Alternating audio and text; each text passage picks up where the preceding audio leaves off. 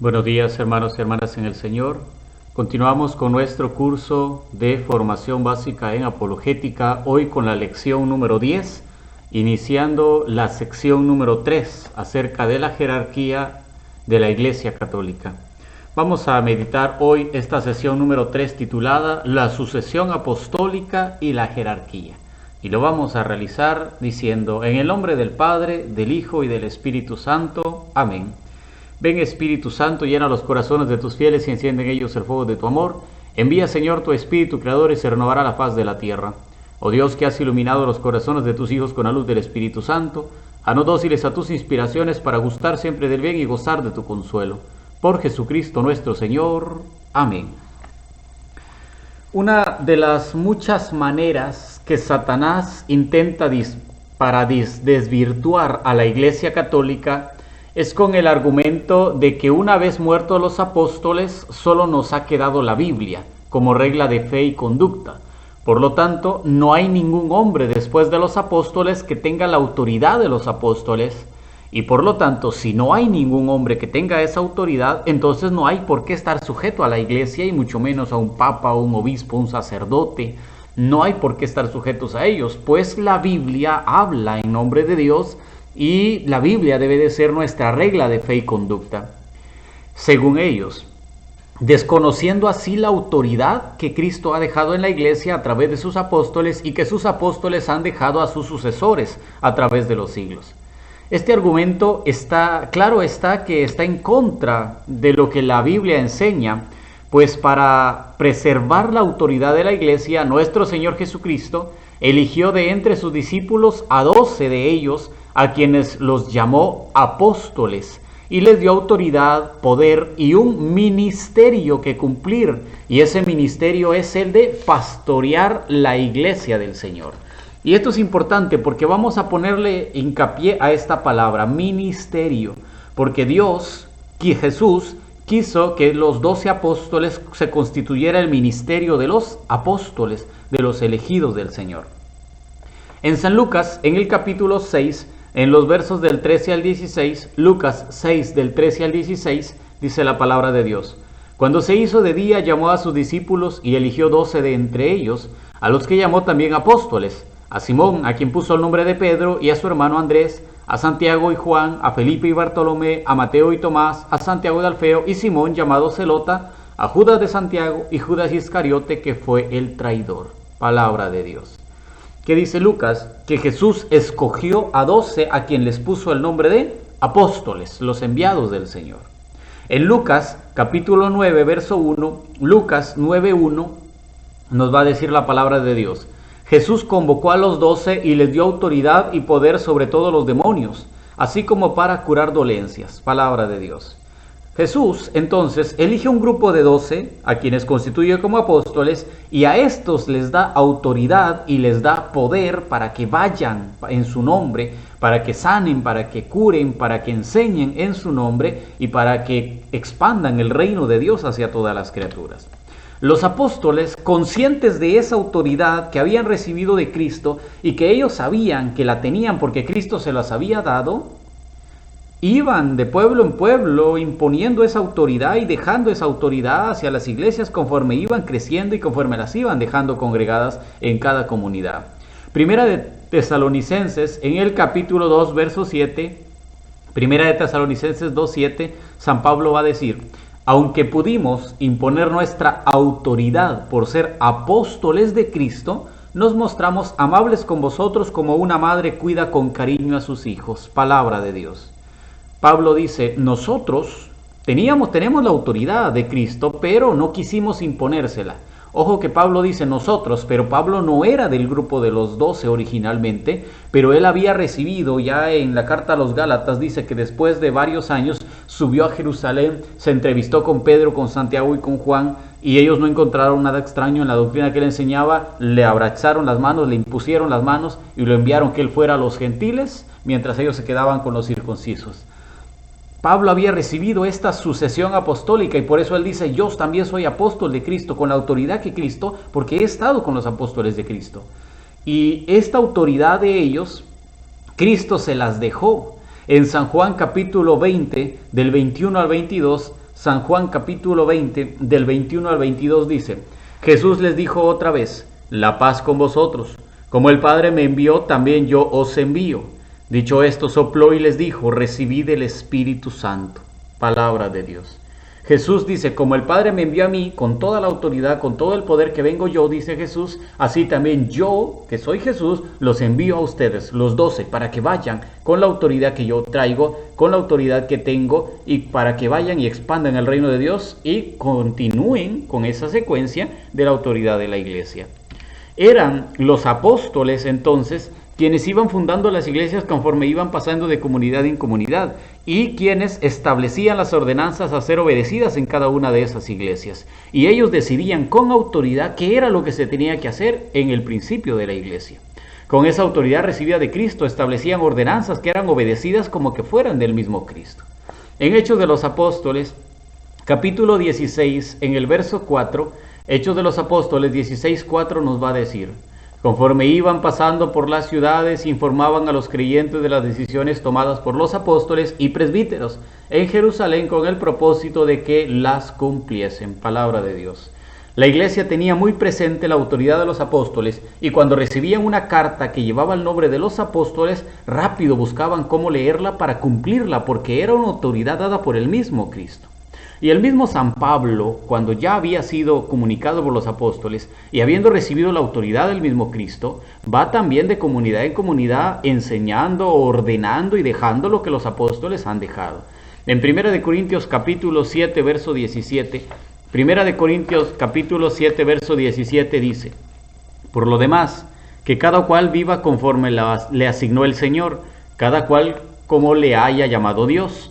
Es lo que ordeno en todas las iglesias. Palabra de Dios.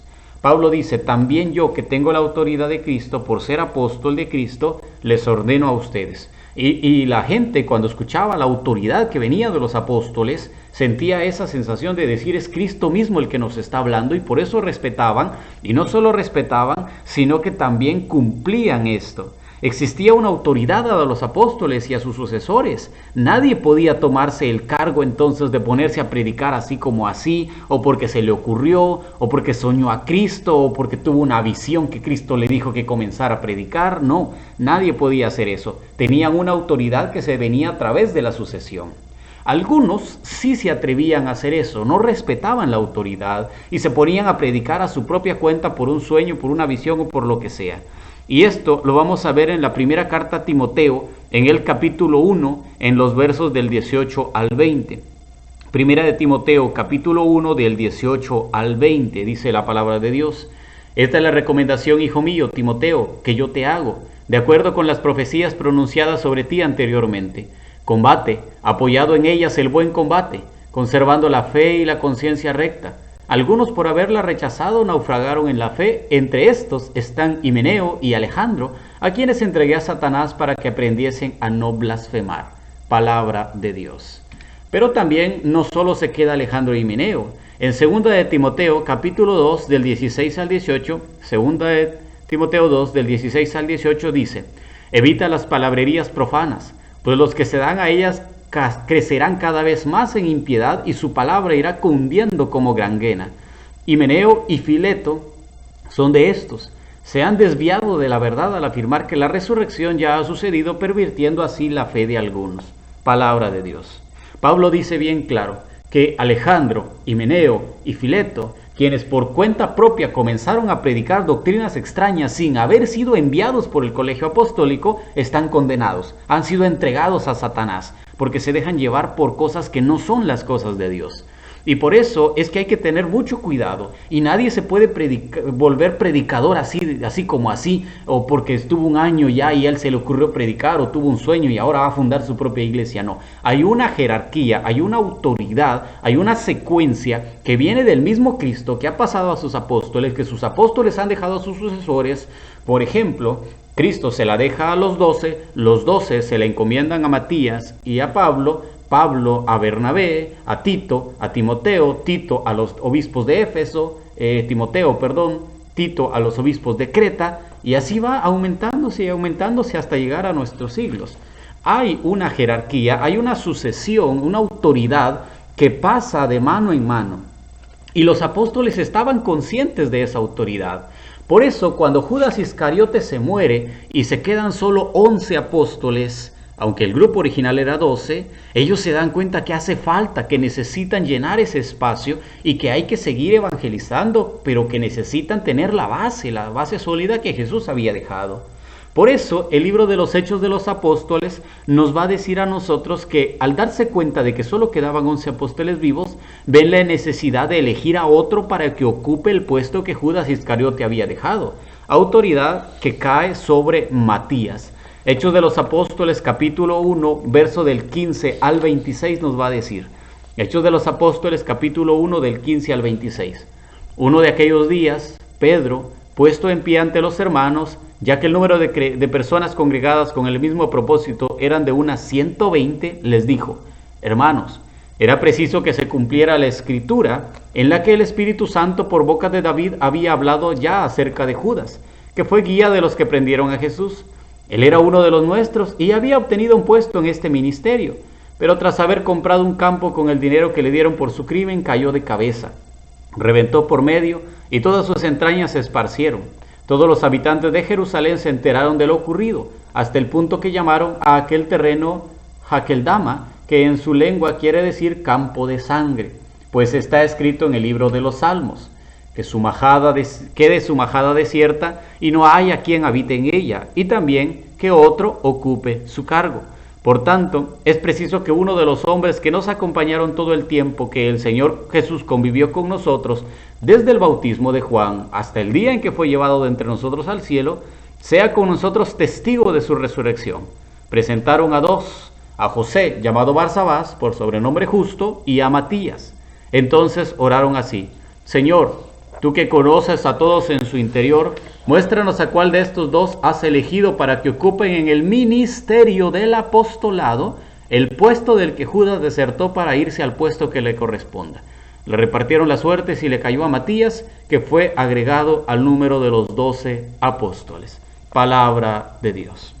Vemos cómo Pedro y los demás se dan cuenta que es un ministerio lo que ellos tienen, no es simplemente un grupito cualquiera de gente que se reúne de vez en cuando, no, es un ministerio, es un apostolado que Cristo ha creado y que quiere llevar hacia adelante y que quiere que sean los que dirijan la iglesia, los que sean la base sólida de la iglesia, como dirá Efesios 2:20, la base donde está cimentada la iglesia. Por lo tanto, ellos reconocen que necesitan agregar a otro para que empiecen a crecer cada vez más y se mantenga la base sólida. Y agregan a Matías porque el ministerio originalmente era de 12 apóstoles.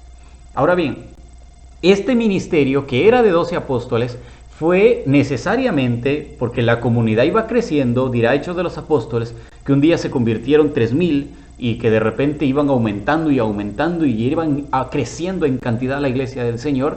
12 apóstoles ya no alcanzaban para tanta gente, por lo tanto se fue aumentando el número de apóstoles, como Pablo, como Bernabé, como Silas, como Timoteo, como Tito, como Ignacio de Antioquía, que fueron empezando a crecer el número de apóstoles del Señor por la sucesión apostólica. Los apóstoles transmiten la autoridad hacia otros para que ellos ahora, en nombre de los apóstoles, dirijan a la iglesia y cuando estos mueran, transmitan a otros autoridad para que los otros dirijan a la iglesia y así la iglesia siempre tenga una base sólida donde tener autoridad y donde poder guiarse en el camino del Señor.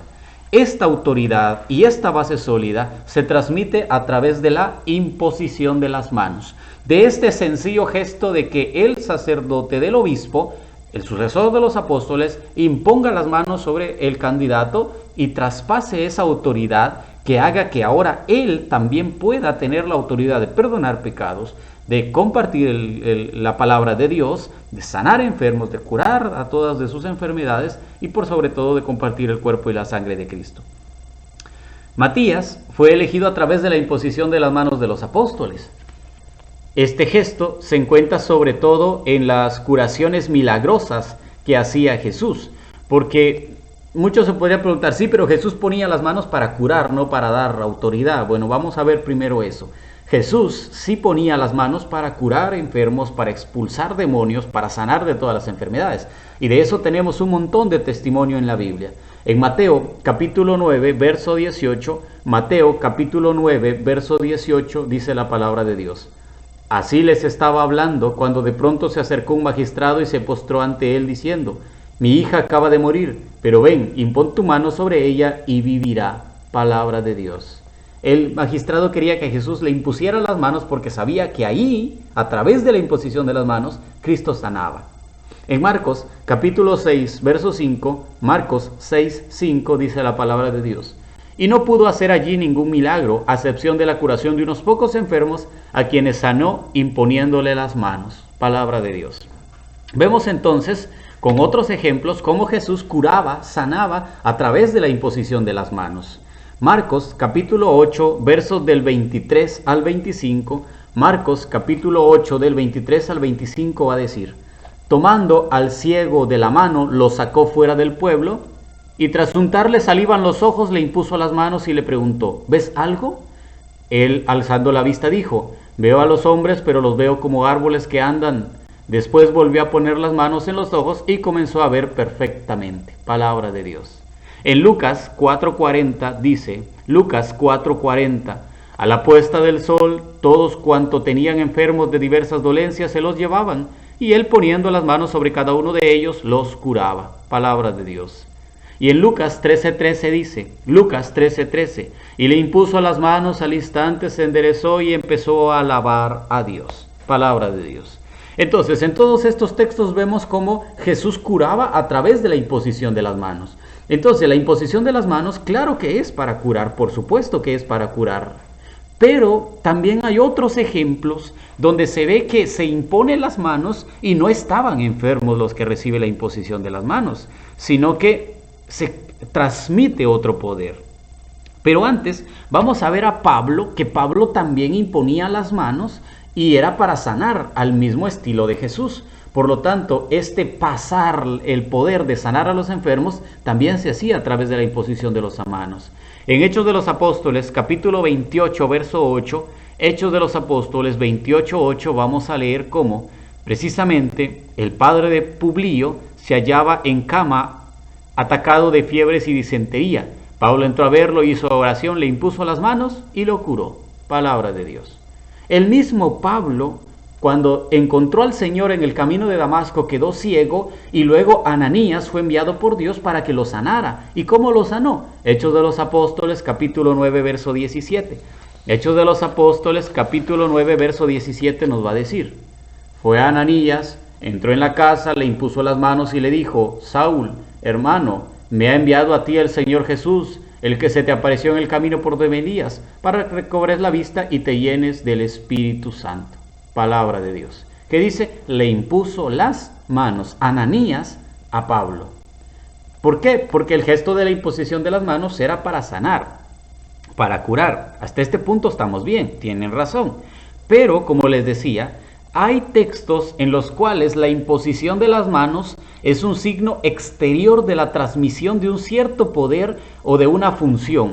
Así, por ejemplo, la elección de los diáconos se realiza a través de la oración y de la imposición de las manos de parte del colegio apostólico. En Hechos de los Apóstoles, capítulo 6, en los versos del 5 al 6, Hechos de los Apóstoles, capítulo 6, versos del 5 al 6, nos va a decir: la propuesta pareció bien a toda la asamblea, y eligieron a Esteban, hombre lleno de fe y de Espíritu Santo, a Felipe, a Procoro, a Nicanor, a Timón, a Parmeneas y a Nicolás, prosélito antioqueño. Les presentaron a los apóstoles y después de hacer oración les impusieron las manos. Palabra de Dios. ¿Para qué les impusieron las manos si no estaban enfermos? No tenían ninguna enfermedad. ¿Para qué lo hicieron? Para transmitirles la autoridad. Dijeron los apóstoles: nosotros nos vamos a dedicar a la predicación de la palabra de Dios, y que los diáconos se dediquen al servicio, a la sanación, a la curación, a visitar a los enfermos, a hacerlo sencillo. Pero nos damos cuenta cómo para hacer eso tuvieron que ponerles las manos, para pasarles la autoridad que tenían los apóstoles a cada uno de ellos. Del mismo modo, Pablo y Bernabé reciben la imposición de las manos para salir a cumplir la misión que el Espíritu Santo le había encomendado. ¿Y cuál era esa? Expandir la iglesia del Señor hacia todos los rincones de la tierra. Hechos de los Apóstoles, capítulo 13, en el verso 3, Hechos de los Apóstoles, capítulo 13, verso 3 dice: Entonces, después de haber ayunado y orado, les impusieron las manos y los enviaron. Palabra de Dios. A Pablo y a Bernabé les impusieron las manos y los enviaron a la misión, a que fueran a predicar la palabra del Señor, con la autoridad que tenían los apóstoles, con la autoridad que habían recibido de los apóstoles. Sobre la base de estos textos, se puede creer que el poder de ejercitar el apostolado desde el tiempo de Pablo era transmitido mediante la imposición de las manos y una oración específica. Pero el gesto de imposición de las manos, entonces, no solo era para sanar enfermedades o para curar enfermos, sino que también se usa para transmitir la autoridad que Jesús le había dejado a los apóstoles y que los apóstoles ahora pueden transmitir hacia sus sucesores y que sus sucesores han transmitido a otros sucesores y ha llegado hasta nuestros días bajo la autoridad para cumplir así lo que Jesús dijo en Mateo 28. Yo estaré con ustedes todos los días hasta el fin del mundo, a través de esa imposición de las manos. Timoteo también recibió la imposición de las manos de Pablo y de los sacerdotes. En la primera carta a Timoteo, capítulo 4, verso 14, primera de Timoteo, capítulo 4, verso 14, va a decir: no descuides el carisma que hay en ti, que se te comunicó por intervención profética mediante la imposición de las manos del colegio de presbíteros. Palabra de Dios. Y en 2 de Timoteo 1.6, 2 de Timoteo 1.6 va a decir: por tal motivo, te recomiendo que reavives el carisma de Dios que está en ti por la imposición de mis manos. Palabra de Dios. Pablo dice claro: Timoteo, tú tienes la autoridad, tú ahora tienes la autoridad porque la has recibido mediante la imposición de las manos del colegio de presbíteros y de mis manos, dice Pablo. Pablo lo dice bien claro, no solo los 12 apóstoles, y no solo los sacerdotes, no, sino que también mis manos han estado sobre ti, por lo tanto ahora tienes la autoridad del Espíritu Santo y de la Iglesia y de Jesús para poder continuar con esta transmisión. Por eso, en 1 de Timoteo, capítulo 5, verso 22, 1 de Timoteo, capítulo 5, verso 22, Pablo le va a decir a Timoteo, 1 de Timoteo 5, 22, no te precipites en imponer a nadie las manos, no te hagas partícipes de los pecados ajenos, consérvate puro. Palabra de Dios. ¿Por qué no le impongas las manos a nadie a la ligera? Porque transmites la autoridad que has recibido del Señor y no vaya a ser que ahora que tienes un hijo en la fe, este hijo te salga tremendo diablo y tú seas el culpable por no haber escogido un hijo idóneo para ti. Por eso es que los obispos muchas veces cargan con las culpas y los pecados de los sacerdotes, porque son sus hijos en la fe, los han ordenado, ellos los han recibido como tal, les han transmitido el don de Dios y estos sacerdotes se vuelven rebeldes, cargan ellos con esta sensación de decir, tengo un hijo rebelde. Por eso Pablo le dice a Timoteo, no le impongas a nadie las manos a la ligera, piénsalo bien, medítalo bien, si el candidato es idóneo, porque si no, te vas a hacer partícipe de los pecados ajenos. Por lo tanto, al haber una imposición de las manos, entonces la iglesia ya no solo está sobre los 12 apóstoles, sino que ahora se expande y ahora tiene más divisiones. Ahora ya tiene algo que se le conoce como el triple oficio: los obispos, los presbíteros y los diáconos. Con el pasar del tiempo, la iglesia se separa siempre más de la sinagoga y por los empeños de esto eligen a personas que los acompañen. Y las formas de organización de la iglesia se fueron desarrollando desde cuando Cristo eligió a los 12. Los Hechos de los Apóstoles dejan entrever que la jerarquía en la iglesia se fue constituyendo propiamente a partir de este grupo escogido por el Señor. La jerarquía de la iglesia entonces está compuesta por obispos, presbíteros y diáconos. Entre los obispos, los papas, los cardenales, monseñores, arzobispos, los nuncios. En los presbíteros, los párrocos, los vicarios, y entre los diáconos, los que son diáconos permanentes y los que son diáconos transitorios, que solo están 1 año siendo diáconos o 2 años hasta que vuelven a ser sacerdotes. O sea, es un periodo, pero hay diáconos que nunca serán sacerdotes, que se quedan como diáconos para siempre y eso se les llaman diáconos permanentes. También entre los diáconos permanentes hay 2 divisiones, los que están casados y los que no están casados. Cada uno de ellos tiene esa opción, pero son 3 divisiones: obispos, presbíteros y diáconos. Los Hechos de los Apóstoles dan el título de apóstoles de Jesús sin reservarlo exclusivamente a los 12, ya que es atribuido también a Pablo y a aquellos de los que los 12 y Pablo han llamado a formar parte del grupo, como José, llamado Bernabé, Andrónico y Junía. En Hechos de los Apóstoles, capítulo 4, verso 36, Hechos 4:36 dice: José, llamado por los apóstoles Bernabé, que significa hijo de la exhortación, levita y originario de Chipre. Palabra de Dios. Y Romanos 16:7, Pablo dice: saludad a Andrónico y Junía, mis parientes y compañeros de prisión, ilustres entre los apóstoles que descubrieron a Cristo antes que yo. Palabra de Dios.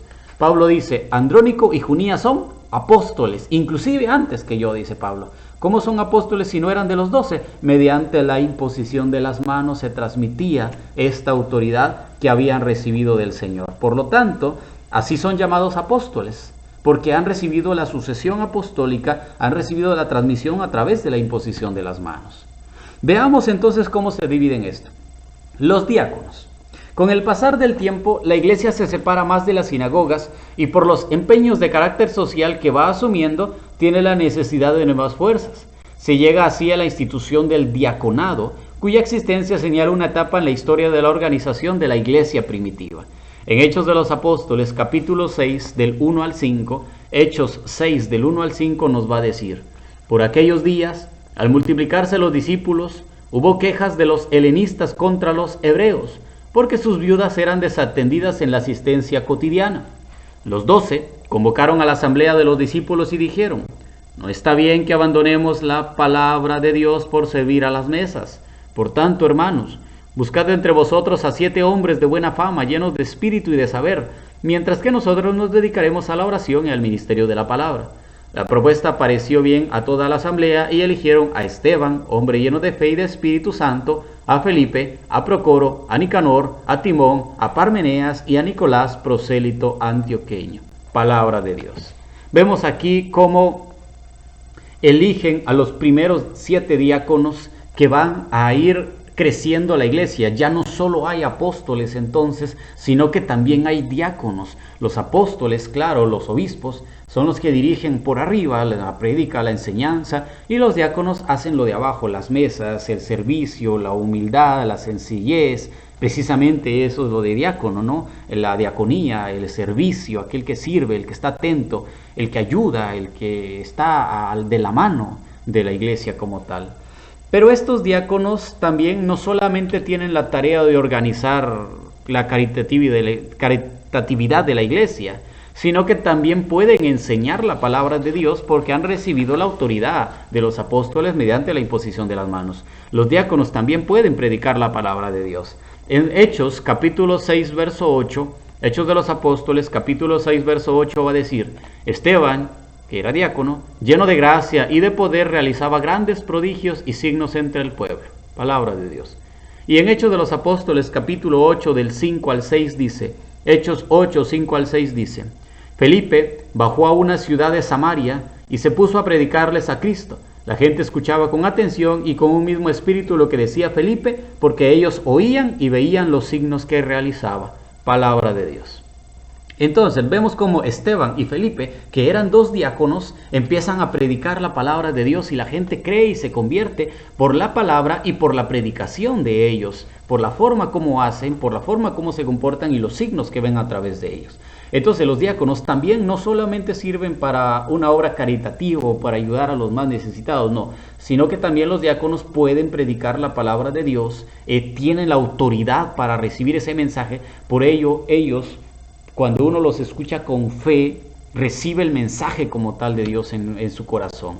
Pero también no solo eso, sino que los diáconos tienen la potestad para realizar el sacramento del bautismo.